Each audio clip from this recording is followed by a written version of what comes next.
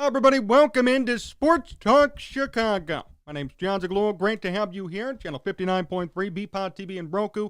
Great show for you today. The Bears take on the Packers this weekend at home. And guess what? The winner takes first place in the NFC North. It's going to be a great game. We'll preview the whole thing in just a second. Before we get started, make sure you follow me on Twitter and Instagram at Jon Z Sports, Facebook, Jon Zaghloul. If you want to watch more of these shows, special clips and interviews, search up Sports Talk Chicago on YouTube or go to sportstalkchicago.com. And if you want to watch more shows from the BPOD TV network, all you have to do is search up VPOD TV on YouTube. I want to start today with this question. Have the Bears turned a corner? Do you buy the Bears in 2021? Are you skeptical of their 3-2 record? Is it deceiving? Is it smoke and mirrors? It all depends on who you ask. I've seen some commenters telling me they're going to be a playoff team now. I've seen the complete opposite too. This team is doomed. They're still 6-11. So hard to gauge what everyone thinks and what the reality is moving forward. We don't know. I still want them to prove themselves. I don't think they're at that point yet. I don't think they're a playoff team. I think maybe 7-10 instead of 6-11, but that was still my preseason prediction, 6-11. Here's what I do know, though. This weekend's going to be a big test. That's a fact.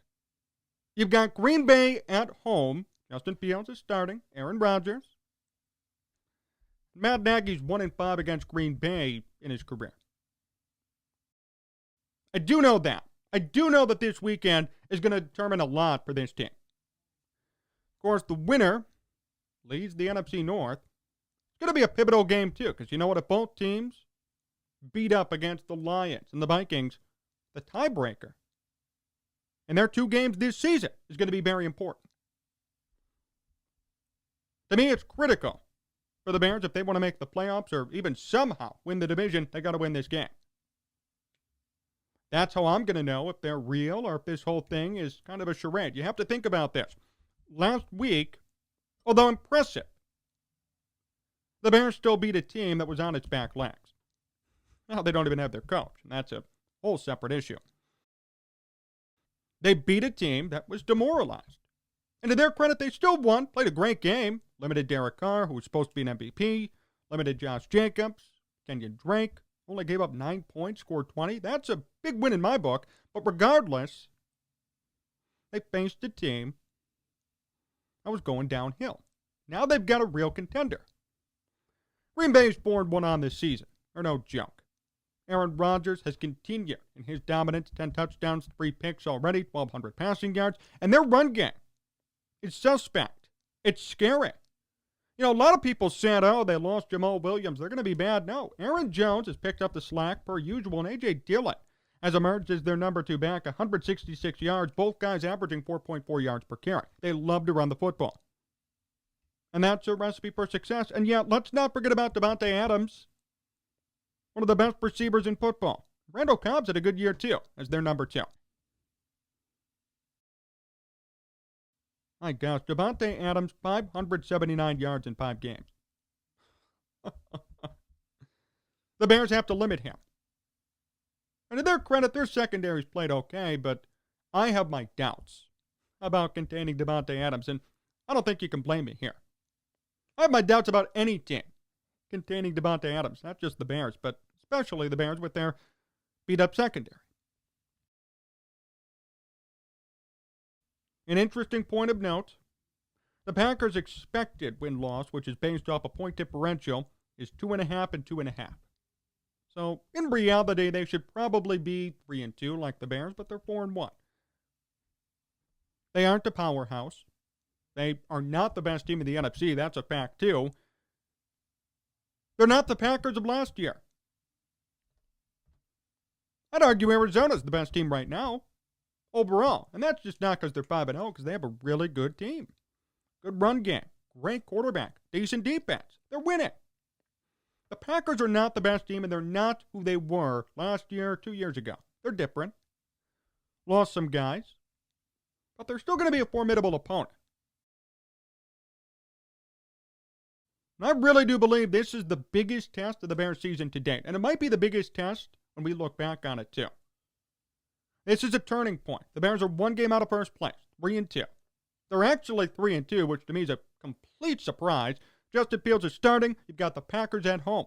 Winner takes the lead in the division. I don't want to sit here and say the whole Bears season is on the line with this game, but I'll tell you this much. It's the most important game of the year now. And in retrospect, I think it will be. This could determine a lot for the Bears. Imagine if they win. I don't think it's going to happen, but imagine if they somehow pull off the upset. You got the Bears at 4-2, 1-0 over Green Bay, Justin Fields starting. That's a big confidence boost. And maybe they could start rolling. If they beat Las Vegas, they beat the Bengals, now they're going to turn around and beat the Packers?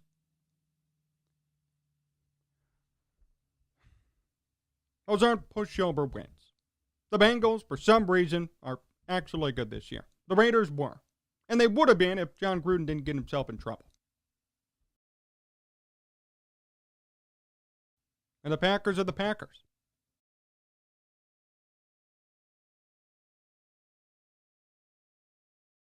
I would take them seriously if they won. And if they stuck to the game plan from last week, that's the key. Is Bill Lazor still calling plays? Are they going to emphasize running the football like they should? What's Justin Fields going to do? What's expected of Justin Fields here? Are they asking him to be another game manager again, which worked? Or do they want him making big plays, and can he rise up to that occasion if he's asked?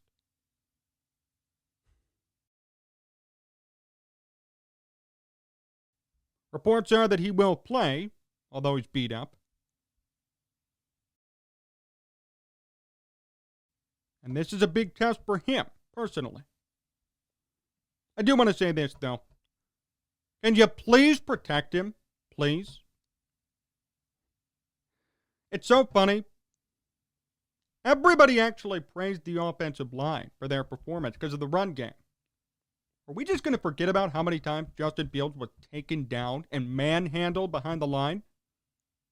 No, I'm not talking about the times he ran the football. I'm talking about actually being in the pocket, scrambling to avoid pressure. He never got a break. And he left the game because he was hurt. This is no joke here. Protect the investment. Packers have 10 sacks as a team. Not a lot. Preston Smith has 2. It's still going to be an issue. You're still going to face pass rush.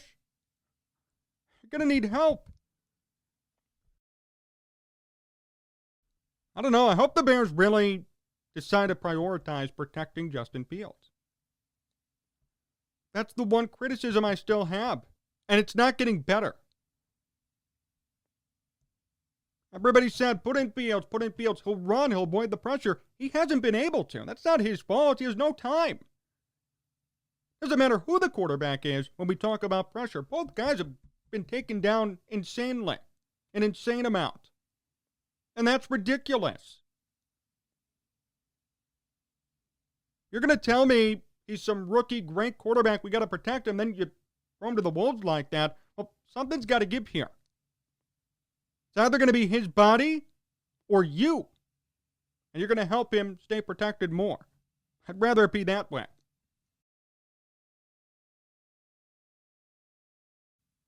And none of this is a knock on Justin Fields. It's not his fault he's getting pressured in a second. It's not his fault that he's getting hurt from getting sacked 9 times in a game. I don't blame him.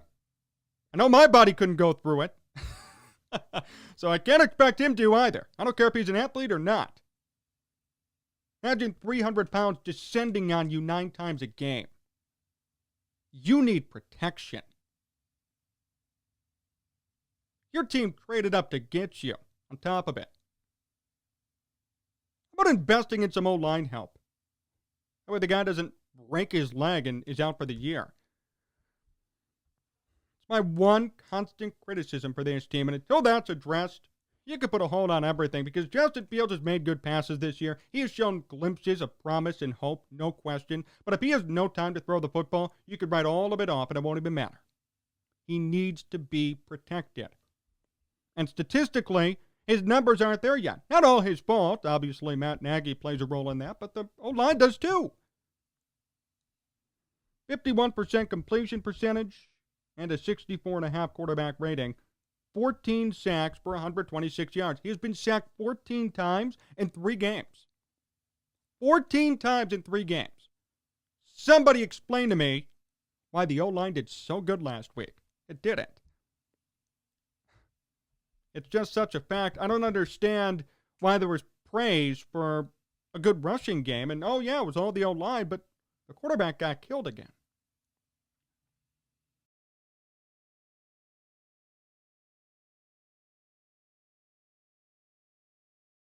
That's going to be a big concern this weekend, too. I want to really see how it plays out when you're facing the Packers pass rush.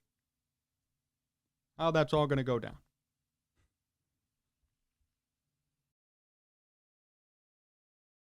That's a big concern. Probably my only concern, to be honest, which is good. I do believe that the running back tandem is going to work out again.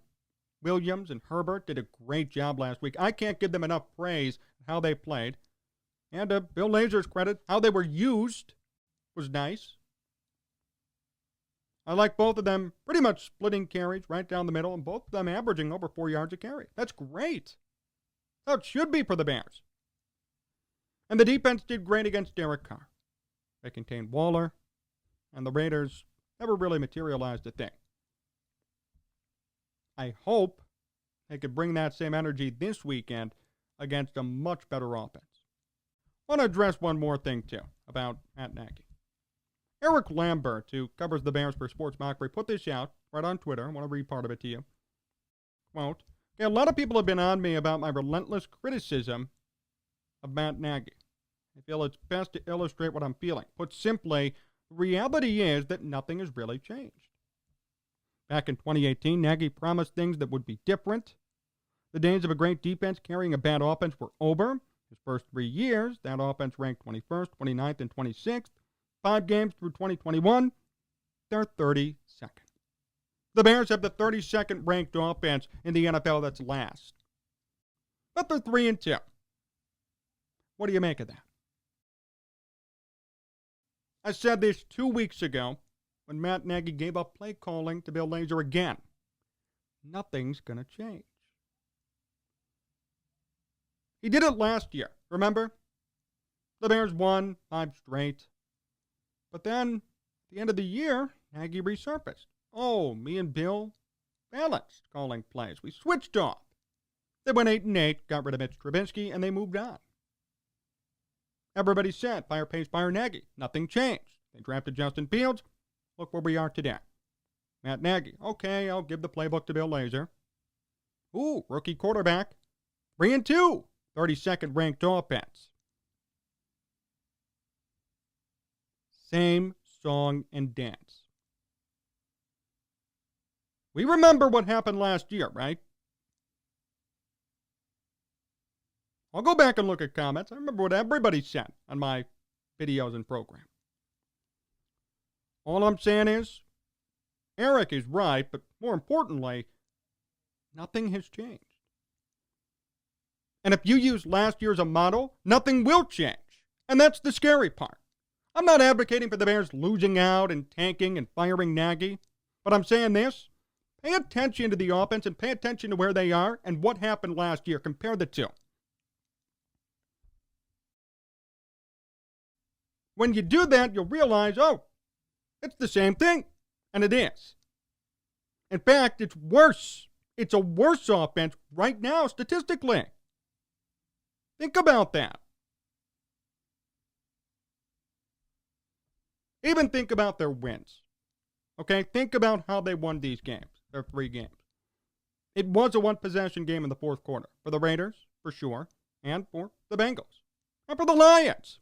All these games were close, and they pulled them out, and that's great. And I'm happy to see them win. I'm happy to see them at 3-2.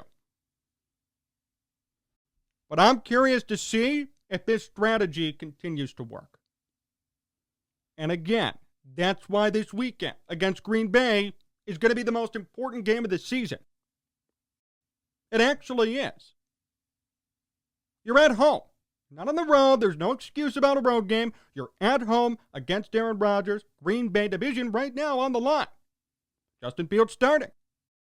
32nd ranked offense. This is your test.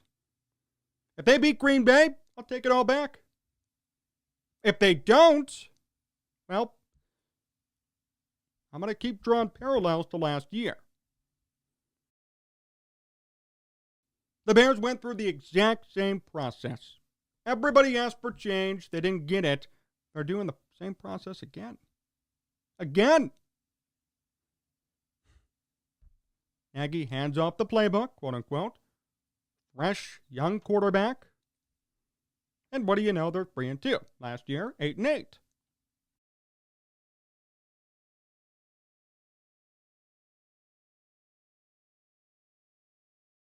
The purpose of this season is developing Justin Fields. It's not playoffs. It's not wins or losses. The problem is, though,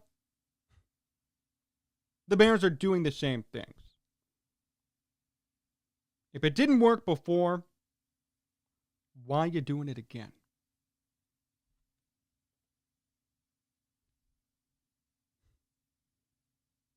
If you followed this process and you went 8-8, eliminated from the playoffs, play calling was eventually given back to Matt Nagy, why would you even attempt to do the same thing? For what reason? What benefit will that serve you? Or this team? Nothing.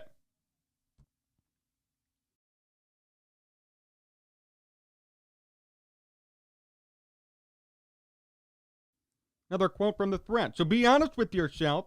Does anybody believe Nagy and Lazar are capable of developing Justin Fields? No evidence to this point says yes. Well, the reason Matt Nagy keeps winning is the side of the ball that he has almost no direct control over.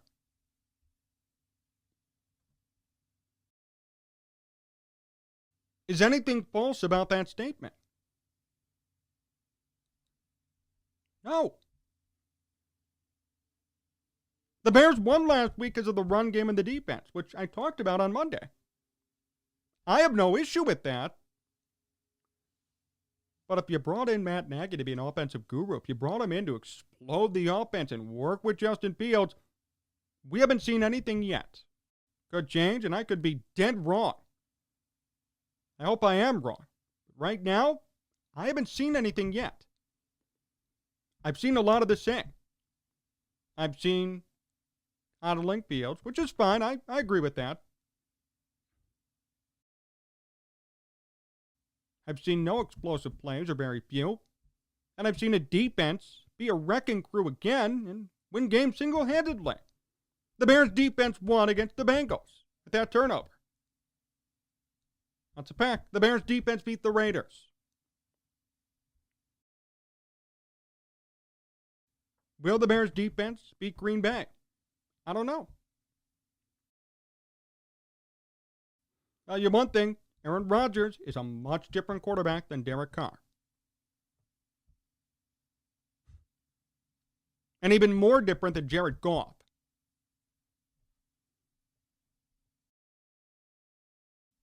I'm curious to see how it plays out. I'm not fully sold on this team yet. They're 3-2 and I'm happy. But I am not sold on this team. Could be sold after Sunday. They win, if they handily beat Green Bay at home, I'm all ears. Maybe they could be a wild card team. But as of right now, there's a lot of deception here. You could look at the team on paper and say, oh, wow, 3-2. But if you watch these games, you realize all the games have been close. And it's been the defense that's done the heavy lifting and the run game. Montgomery, then he got hurt, and now it's Herbert and Williams. The two things Matt Nagy wasn't supposed to do are winning him games.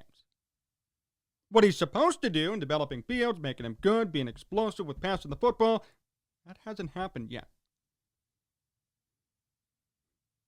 Not yet. By the way, it's year 4. 4th year of Matt Nagy. Hasn't happened yet. We're all still waiting.